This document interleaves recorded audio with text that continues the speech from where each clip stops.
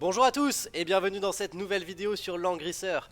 Vous êtes avec Norok et cette fois-ci on part sur une toute nouvelle série de vidéos dans laquelle on va faire l'analyse de l'ensemble des personnages. Et quand je dis analyse, je veux dire bien évidemment l'équipement, les compétences, les classes, les enchantements, les soldats, etc. etc. Évidemment, on a beaucoup de travail pour faire l'ensemble des personnages. Et je m'interrogeais sur lequel faire en premier. Au départ, je m'étais dit que j'allais faire un personnage gratuit, un personnage que tout le monde a dès le début, du style Grenier, Matthew, Almeida, Sherry éventuellement pour ceux qui ont fait l'event, Lance ou Scott. Mais oh mon dieu, Scott, je pense que ça sera parmi les derniers que je ferai. Et au final, le jeu m'a imposé un choix puisque j'ai enfin réussi à avoir la petite Lana. Lana que j'attendais impatiemment depuis très longtemps. J'ai enfin réussi à la récupérer. Et donc, je suis parti dans une réflexion pour savoir comment j'allais la monter, comment j'allais l'équiper, etc. C'était donc l'occasion parfaite pour partager ça avec vous. C'est parti pour la vidéo de Lana. Alors, Lana, qu'est-ce qu'on peut dire sur elle? C'est l'un des mages le plus puissant du jeu, si ce n'est le mage le plus puissant. En tout cas, en termes d'intelligence, c'est le personnage qui a la plus grande intelligence du jeu. Qu'est-ce que ça signifie? Ça signifie qu'elle va envoyer des grosses patates. Elle n'est pas là pour faire du support, elle est là pour faire du dégât. Et ça, croyez-moi, elle le fera très très bien. Qu'est-ce qu'on peut dire pour commencer? On voit qu'elle appartient à la classe des mages. Dans ses autres possibilités, elle a également la classe martyr, qui est la classe Holy. On y reviendra. À côté de ça, on a des stats évidemment très très orientées sur les dégâts, via une intelligence de niveau S, mais également une très bonne défense magique en S. Son talent, c'est en partie ça qui la rend absolument craquée. C'est un talent qui lui permet d'avoir une case de portée supplémentaire sur ses compétences. Donc toutes vos compétences qui auront par exemple ici 2 cases de portée passent à 3 cases. Et ça, vous allez voir qu'avec certaines compétences, ça devient absolument insane. En plus de ça, on a également une deuxième partie du talent qui nous dit lorsqu'elle entre dans la bataille, les dégâts magiques augmentent de 10%. C'est pas mal, on prend, ça monte jusqu'à 30% en 6 étoiles. Néanmoins, c'est pas la partie que je trouve la plus intéressante du talent. Pourquoi? Simplement parce que Lana va avoir de grandes possibilités pour partir sur un build AOE, attaque de zone. Et cette partie-là du talent ne marche pas sur les attaques de zone. À chaque fois quand vous avez en texte When Huntery Battle, pardonnez mon anglais absolument dégueulasse, en français c'est en général quand vous entrez dans la bataille, ça ne fonctionne pas sur les dégâts AOE, ça fonctionne vraiment quand vous savez, si jamais vous mettez le jeu avec les animations, là vous voyez votre personnage qui rentre dans la bataille et on a une animation de bataille. Voilà, c'est ça, entrer dans la bataille. Néanmoins, c'est toujours bon à prendre. Alors, notre petite Lana, qu'est-ce qu'on peut en faire au niveau des différentes classes? Et évidemment, des skills. Alors, moi je vais vous mettre tac, les skills ici. Hop là, vous avez vu, j'ai travaillé, hein. On peut voir mon incroyable montage sur Paint. Voilà, on va mettre ça. Alors ici, j'ai mis les skills que je recommande sur la façon dont moi j'envisage de jouer Lana. Évidemment, tout ce que je dis, c'est pas à apprendre pour argent comptant, ce n'est que mon avis. Moi je vous transmets voilà, ma vision pour le personnage. Je pense qu'il y en a plein d'autres, et au contraire si vous avez d'autres visions, d'autres façons de le jouer, que ça soit pour Lana ou pour tous les autres personnages qu'on fera derrière, évidemment faites-moi en part dans les commentaires. Il n'y a rien de plus intéressant pour moi que d'avoir vos retours et surtout de pouvoir discuter des différents builds. J'adore faire ça. Alors, elle a sa voix principale, la voix du milieu, qui passe de mage à archimage et dark princess.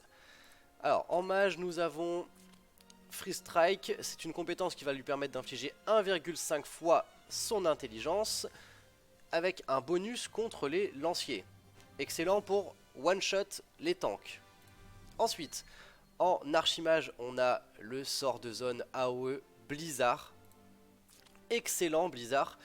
Vous allez avoir une attaque de zone qui va appliquer un malus de mobilité. L'ennemi mobilité diminue de 1 pendant 2 tours. Et il y a une petite compétence bonus à ça, mais qui n'est pas marquée. Vous en êtes peut-être rendu compte dans le jeu. C'est que lorsqu'un ennemi a un malus de mobilité, il ne peut également pas garde, il ne peut pas protéger. C'est-à-dire que vous allez balancer le blizzard sur l'équipe adverse, s'il y a le tank au milieu, vous lui appliquez le malus de mobilité, et bien le tank adverse ne pourra pas protéger ses alliés. C'est évidemment très fort. Là, on a un petit passif Magic Death Intimidate après avoir réalisé une action, donc là c'est pas forcément attaquer. La défense, non, les dégâts magiques subis par tous les ennemis dans une zone de 3 cases augmentent de 20%. C'est intéressant quand on va la mettre avec d'autres mages, puisqu'elle pourrait être susceptible de debuff pour que les ennemis subissent de plus importants dégâts magiques par ses alliés. Malheureusement ça ne sera pas pour elle, puisque ça dure un seul tour. À part si vous la faites rejouer, etc. Mais là on part, on va un petit peu loin. C'est intéressant, mais ça coûte quand même 2 points. Personnellement, je vous invite pas à le jouer. Par contre, là les gars, on arrive sur le sort d'AOE qui est extrêmement puissant. Vous allez voir ça en PVP. Vous allez vous en prendre dans la gueule dans tous les sens, et je vous invite à en mettre dans la gueule de vos adversaires dans tous les sens également, parce que c'est surpuissant. Dégâts d'AOE, une AOE de 4 cases, contrairement à Blizzard qui est une AOE de 3 cases, et vous appliquez 2 debuffs aléatoires à tous les adversaires dans la zone. C'est excellent, voilà, c'est excellent. Alors, je me permets quand même de vous dire que quand vous montez votre Lana, vous pouvez l'orienter en mode dommage dealer mono-cible. À ce moment-là, vous ne prendrez pas les AOE et vous allez lui donner vraiment que ses compétences mono-cible pour faire du one-shot ponctuel. Mais là, moi, je pars sur, comme je vous ai dit, la façon dont j'envisage de la jouer. Et je vous invite à au moins tester, c'est de la jouer en mode full AOE. Et vous allez voir qu'elle sera surpuissante en PVP. Éventuellement pour le PVE, à ce moment-là, vous changez un petit peu ses compétences, vous pouvez lui remettre un peu plus de compétences mono-cibles, mais même pour le PVE, les AOE seront très utiles, et notamment ce trou noir. Donc là, il n'y a pas trop à réfléchir, vous partez sur sa branche principale, Archmage, Dark Princess. Maintenant, est-ce que ça peut être intéressant de craquer des runes sur elle pour aller débloquer les classes secondaires? Dans tous les cas, dans une optique d'optimisation sur le très long terme, oui, vous le ferez, ne serait-ce que pour les maîtrises de classe, comme on l'avait vu dans une précédente vidéo. Néanmoins, qu'est-ce qu'on peut avoir? Alors ici, on a la Lightning Strike, c'est l'équivalent de celui-ci, du Free Strike. Seulement, au lieu d'avoir un bonus contre les lanciers, vous avez un bonus contre les cavaliers. Pourquoi pas? C'est une compétence intéressante, mais ça ne nous donne pas envie en tout cas de craquer une rune instantanément pour aller chercher ça. En martyr, on a le Cleanse. Attaque une cible unique, inflige 1,5 fois les dégâts, et ça enlève 2 buffs à la cible. C'est un sort très intéressant, avec un petit bonus en plus de dégâts contre les démons, pourquoi pas. C'est une très bonne compétence mono-cible, retirer 2 buffs à la cible c'est toujours très très bon. Néanmoins, ça coûte 2, donc on pourra pas jouer ça couplé à 2 AOE. Donc c'est pas trop ce qui nous intéresse dans ce build là. Maintenant, si vous partez sur une Lana absolument mono-cible, vous pouvez l'envisager. Et là, on a le Event Sanction. Je sais pas si c'est la colère divine en français ou quelque chose comme ça. En tout cas, l'animation, elle ressemble à une colère divine. Vous avez des espèces de météorites qui tombent là, lumineuses. C'est assez stylé d'ailleurs. Qu'est-ce que ça fait? C'est une AOE de 5 cases. 5 cases, évidemment, la zone est monstrueuse. Par contre, la portée, c'est autour d'elle. D'accord? Ça n'empêche pas, vu que vous avez 5 cases, de toucher des ennemis très lointains. Mais vous n'allez pas cibler une cible distante, vous allez vous cibler vous-même. Ça infligera de gros dégâts avec une chance de critique augmentée de 50% et un bonus contre les démons. Donc là, pas de malus qui va avec, comme pour Blizzard, malus de mobilité et trou noir, malus aléatoire, mais des très gros dégâts et une zone très large. Maintenant, donc, la question c'était, est-ce que ça vaut le coup de craquer une rune sur elle pour aller chercher certaines compétences ici? Pour moi, la réponse est non.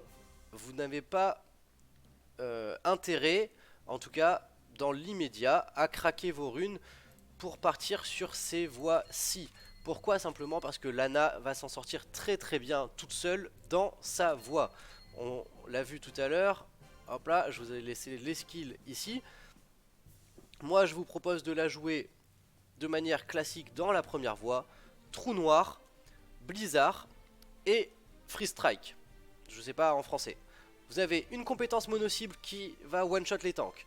Vous avez une AOE de 3 cases qui va faire pas mal de dégâts, qui va mettre un debuff de mobilité et empêcher les tanks de protéger.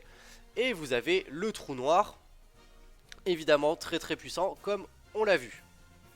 Maintenant, si vous en êtes un peu plus loin dans le jeu et que vous êtes dans une optique vraiment d'optimisation et que vous avez un stock de pierres suffisante pour vous permettre d'aller chercher par-ci par-là les classes sur vos personnages, à ce moment-là, oui, allez-y. Et vous pouvez envisager en fonction de la situation de remplacer le Free Strike par le Lightning Strike de manière à défoncer les cavaliers, si vous avez plutôt une team qui est faible aux cavaliers, ainsi que le Event Sanction pour des AOE encore plus orientés sur la taille de la zone et sur les dégâts, plutôt que sur la partie réduction de mobilité via Blizzard.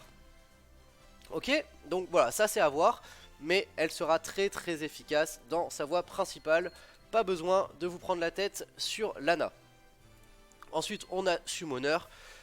Là, très honnêtement, ne craquez pas de pierre pour l'instant là-dessus. En termes de maîtrise de classe, vous n'allez même pas gagner d'intelligence, vous voyez. HP plus 80, défense plus 5, c'est ridicule. Et la compétence d'invoquer un nécromancien, je dis pas qu'elle est inutile, elle ne l'est pas, hein, ça peut vraiment avoir une bonne utilité, mais néanmoins ça coûte 2 et on a vu qu'on peut pas se permettre de se rajouter ça alors qu'on a des très bonnes compétences sur les autres branches. Voilà pour ce qui est des compétences. Hop là, je vire ça de mon petit montage Paint super bien fait. Tac, ça dégage, voilà on le voit plus. Maintenant, allons regarder ses soldats. Qu'est-ce qu'on peut lui mettre à notre Lana?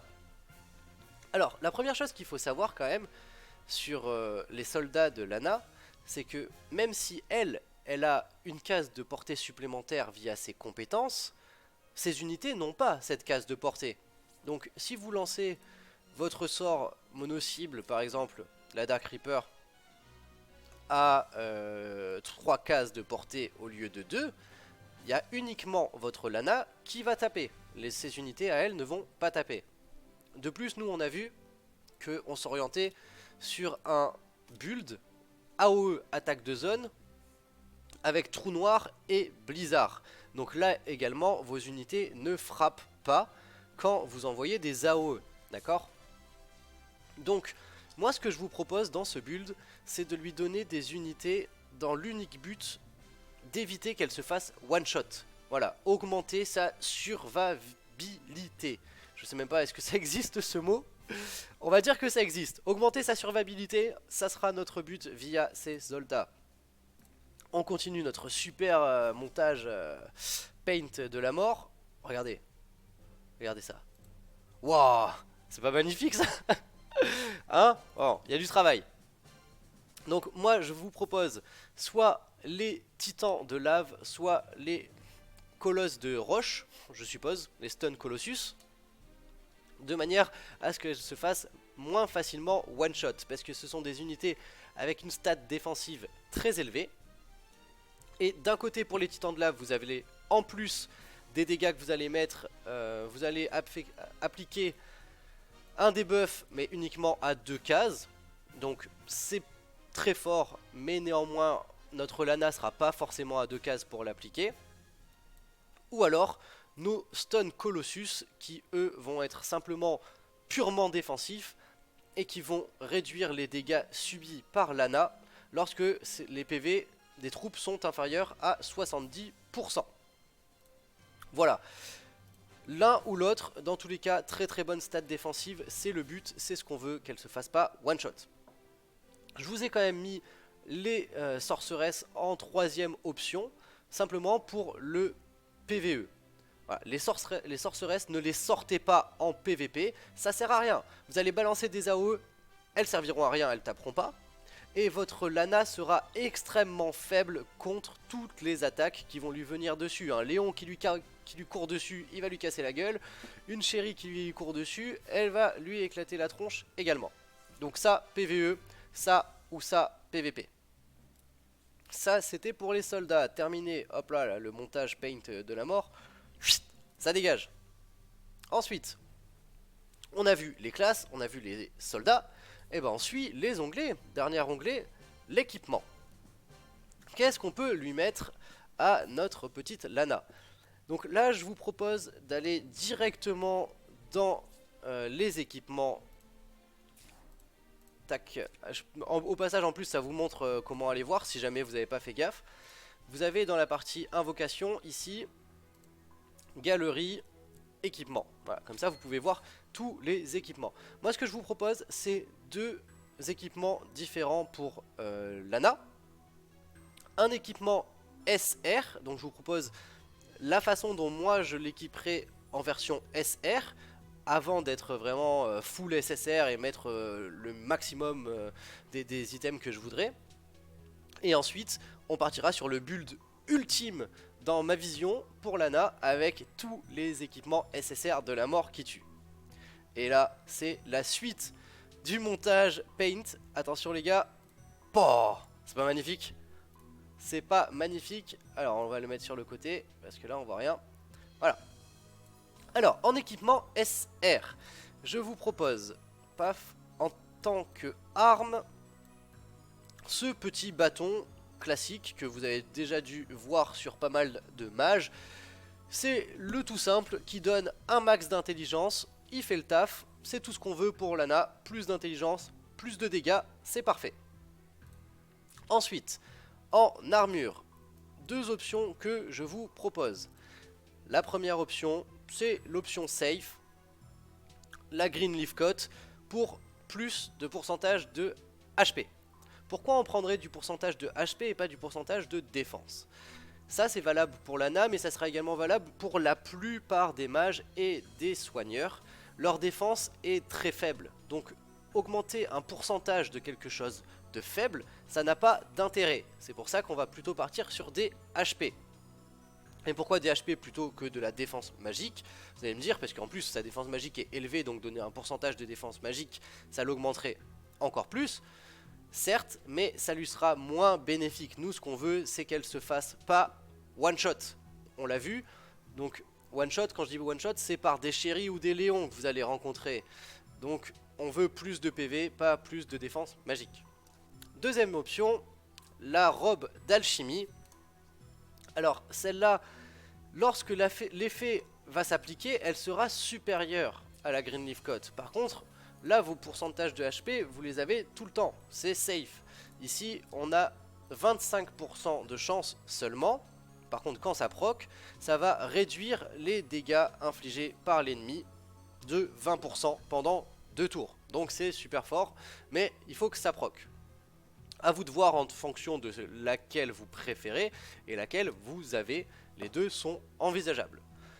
Toujours dans la même lignée, les chapeaux. Et ben là on réfléchit pas, hein. Comme on l'a vu tout à l'heure, le PV plus 2%, ça sera très bien. Plus de survivabilité, parfait pour notre Lana. Mention honorable quand même pour le Sage Hat. Vous en avez probablement dû en entendre parler si vous suivez un petit peu l'actualité Langrisseur, parce que ce chapeau a été buffé dernièrement. En fait, après avoir joué, votre personnage équipé du Sage Hat, avant il augmentait simplement de 10% la défense magique de son copain à côté là, et ben maintenant en plus de ça, il lui donne une immunité au stun et à la réduction de mobilité. Donc c'est plutôt fort. Voilà, moi personnellement je vous conseille quand même plus de HP parce que on veut surtout qu'elle se fasse pas one shot. Et ça je le répète, mais c'est le but. Ici, voilà, on serait plutôt sur du supporting, mais c'est voilà, c'est pas ça que je préfère. En plus je l'ai pas, donc ça tombe bien.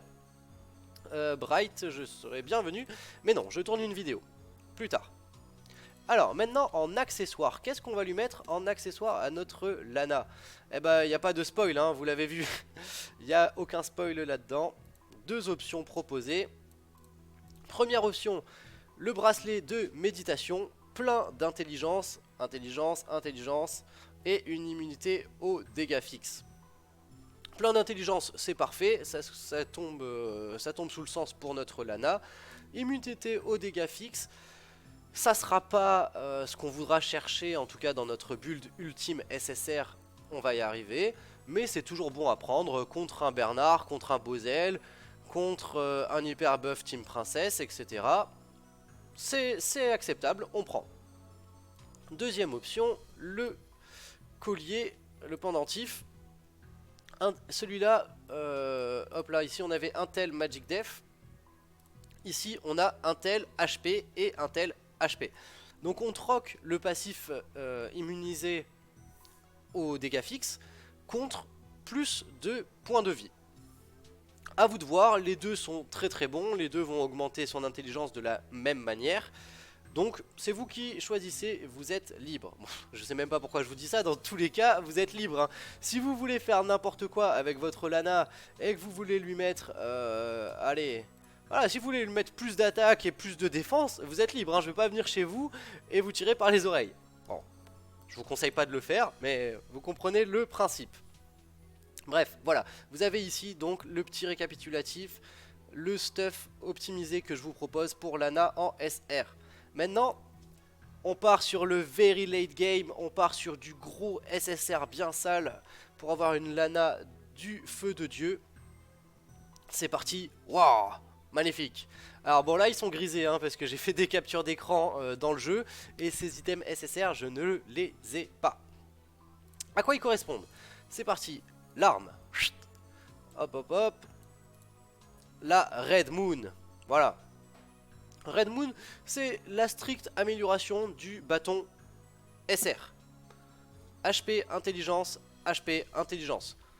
C'est bête et méchant, il n'y a pas de passif, quand on fait une action ça fait ci, ça fait ça. Non, bête et méchant, PV, intelligence, plein de dégâts, on est content. Ensuite, en armure. Paf, hop, le petit casque. Où est-ce qu'il est? En armure, on est parti. Je dis armure alors que je cherche une coiffe. C'est n'importe quoi. Il est là. Alors en coiffe, vous avez plein de coiffes qui sont intéressantes pour les mages. Moi je vous ai sélectionné celle-ci parce que c'est celle-là vraiment que je trouve complètement craquée pour Lana et également la plupart des mages, même si d'autres sont intéressantes. Vous avez HP Magic Def, ça c'est le cas pour tous les casques. On a une augmentation de la défense magique. On aurait préféré une augmentation de l'intelligence, mais ça on ne peut pas l'avoir, donc on part sur ça, pourquoi pas. En revanche, le reste du passif est excellent. Après avoir exécuté une action, vous avez 25% de chance de silence un ennemi à 3 cases. Et ce pourcentage augmente, d'accord? Donc là, en PVP, ça va être extrêmement puissant. Vous allez balancer des AOE comme Trou Noir, Blizzard qui mettent des malus. Et en plus de ça, vous avez une chance d'appliquer un silence sur un ennemi. Et le silence, c'est extrêmement fort puisque votre adversaire ne pourra pas utiliser de compétences. C'est... Voilà, pour moi, c'est le top. J'ai même pas mis d'alternative. Parce que dans mon build, quand je vais chercher à optimiser ma Lana, je veux qu'elle ait ça et rien d'autre. Ensuite, en armure, ou plutôt en robe devrais-je dire, nous avons la robe de Tenyo. Et cette robe est magnifique. Pour notre Lana, vous allez comprendre tout de suite pourquoi. HP défense, c'est le cas de toutes les robes et armures, on se prend pas la tête. HP pour l'us 2%, c'est parfait, c'est ce qu'on cherche. Pareil que pour le SR. Et là, quand... alors là, vous avez une erreur de traduction. Hop là, je vais juste chercher moi ma bonne traduction sur ma petite préparation. Parce que, attention, j'ai travaillé. Hein. Alors, je vous fais ça à l'arrache. Mais j'ai quand même préparé le truc. Voilà. Tac, tac, tac. Voilà, il y a bien une erreur de traduction. En réalité,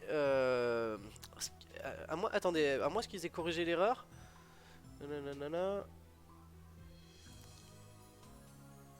Alors, en fait, ouais, ok, ok.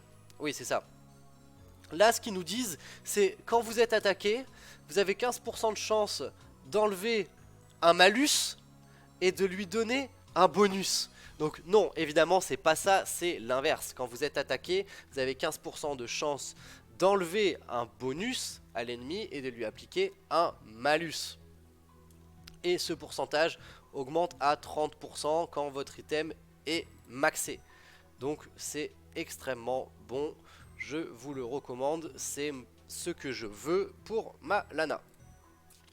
Et enfin, pour les accessoires, on arrive à deux options. Le Holy Ring, plus d'intelligence, immunisé au silence. Ce petit accessoire, je vous en ai mis deux. Celui-là, pour certains, il va être peut-être un peu inférieur à l'autre. Moi, je le trouve quand même très efficace parce que en PVP, vous allez vous manger des Bosel dans tous les sens possibles et imaginables. Bosel, c'est vraiment le personnage qui défonce le PVP et qui va appliquer des silences partout. Et vous voulez absolument pas que votre Lana se fasse silence. Donc là, on a tout ce dont on rêve, de l'intelligence et une immunité au silence. Et on a quand même une seconde option, et pas des moindres, la rose de Vidar, un autre item absolument excellent. Intelligence, c'est pareil, il n'y a pas de débat. Mais ici, on troque notre immunité au silence contre un effet, quand vous attaquez, vous avez 25% de chance d'enlever un buff à un ennemi. Qu'est-ce que vous voulez que je vous dise? C'est super, c'est super. Vous balancez une AOE parce que ça fonctionne avec les AOE, vous allez leur appliquer des malus et en plus de ça, vous leur virez un bonus. Donc c'est très bon. À vous de voir lequel des deux vous allez prendre. Bah déjà, celui que vous allez obtenir dans un premier temps. Moi j'ai eu celui-ci, donc ça sera celui-là. En admettant que vous avez les deux, ça va un petit peu dépendre de votre team. Si vous avez pas mal de choses pour la support qui retire les malus, admettons une Chris, une Liana, etc., que vous êtes sûr que vous avez de quoi supprimer les malus, vous n'aurez pas besoin de prendre celui-ci, vous pouvez partir sur la rose.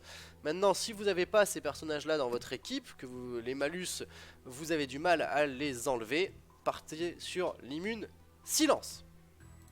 Voilà, écoutez, on a fait pas mal le tour, je pense, de ce qu'on pouvait dire au niveau de notre petite Lana.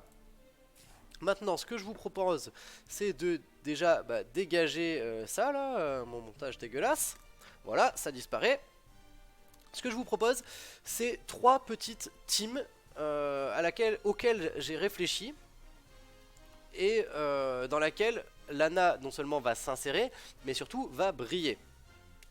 Alors, ces teams, comme je vous le dis, c'est pas genre les 3 teams obligatoires à jouer avec Lana. Lana, c'est un personnage très puissant, vous allez pouvoir le jouer dans beaucoup d'équipes différentes.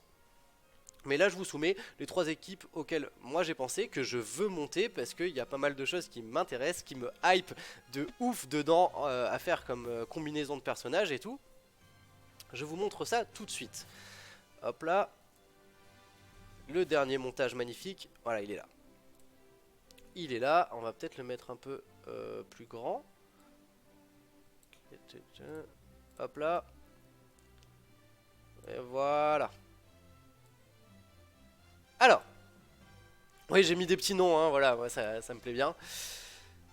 La première équipe, c'est les Magical Girls, ok? On part sur une team 100% princesse, 100% spam d'AOE, dégâts magiques. Juste, je vous précise évidemment, ce sont des teams dans une optique de PVP, hein, pas dans une optique de PVE. Je pense dans une optique de PVE, elles seront pas très efficaces. Éventuellement la dernière, mais les 2 premières, pas du tout, parce que vous avez des dégâts essentiellement magiques. Et vous allez vous heurter contre des walls magiques qui vont... Ah! Et je me casse la figure sur la vidéo, c'est le top. C'est n'importe quoi, c'est pas grave. Donc les Magical Girls, notre but ça sera d'avoir Shelfaniel qui va porter notre hyper buff, qui va augmenter les dégâts des compétences de toutes ses petites copines. Et on va avoir notre Lana, notre Lifani, Shelfaniel elle-même qui vont balancer des bonnes grosses AOE bien sales. Liana pour faire rejouer Lana, le duo des sisters. Une petite Freya au milieu pour protéger tout ça et pas se faire one shot. Et une Angelina en chevalier serpent, en pirate, pendant que mon chat monte sur la table, c'est magnifique. Pour supporter un petit peu la team, gérer les placements avec sa compétence, servir de bruiser pour aller chercher des ennemis un peu camouflés au loin, etc. Ça, c'est la team princesse que je souhaite monter. Et oui, une team princesse sans chéri, je valide. Deuxième équipe, cette équipe-là, mais j'attendais Lana pour pouvoir jouer ça. Je l'attendais impatiemment pour pouvoir jouer ça en PVP. Je l'ai appelé la team AOE Passion. On n'a pas de soigneur parce qu'on s'en fout. On va juste envoyer des trous noirs dans la tête de l'adversaire. Qu'est-ce qu'on a ? On a une Laetitia qui va augmenter la mobilité de toute notre équipe.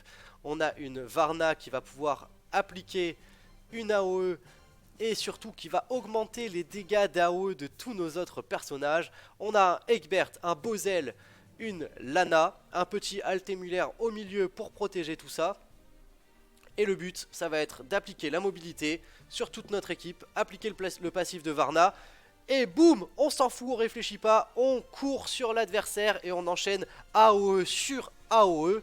Peu importe si derrière il peut tuer nos personnages, quoique on a quand même Altemulaire pour protéger, il aura jamais assez de soins pour éponger tout ça. J'ai qu'une seule hâte, c'est de tester cette team en PVP. Et croyez-moi, je vais le faire et je vous ferai des vidéos dessus. Troisième équipe que je vous propose, c'était surtout pour vous illustrer le fait que Lana, même si, d'ailleurs, voilà, je fais une vidéo sur Lana, je parle même pas des factions auxquelles elle appartient.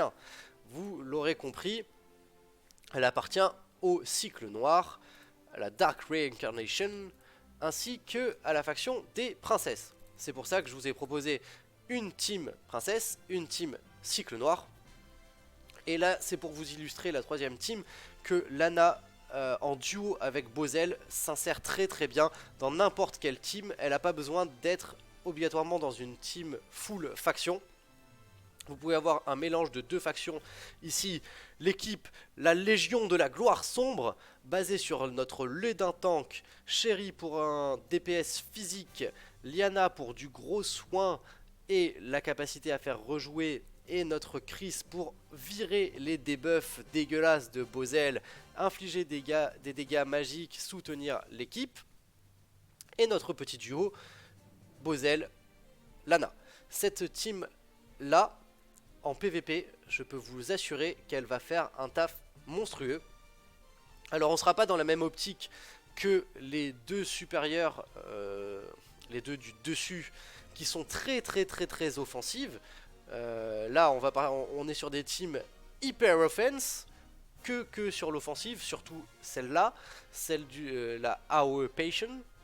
Les Magical Girls sont également très offensives, même si on a quand même un soigneur, mais le rôle de notre Liana, ça sera surtout de faire rejouer nos personnages. Alors que là, la Légion de la Gloire Sombre, on est sur une équipe très équilibrée, avec des dégâts magiques, des dégâts physiques, application de malus, possibilité de retirer les malus via Liana et notre Chris, le Dain qui est l'un des meilleurs tanks du jeu, si ce n'est le meilleur tank du jeu, donc une équipe très solide. Voilà. Évidemment, je vous dis pas qu'il faut jouer ça personnage par personnage, évidemment il y a plein de possibilités. Faites-les moi partager, vous de votre côté, vos équipes incorporant Lana. Je suis curieux de voir tout ça. Écoutez, j'enlève notre petit cadre paint magnifique, de toute beauté. Voilà, bah écoutez, je vous remercie d'avoir regardé la vidéo. Comme vous pouvez le voir, j'essaye de mettre un petit peu des illustrations, alors c'est pas génial.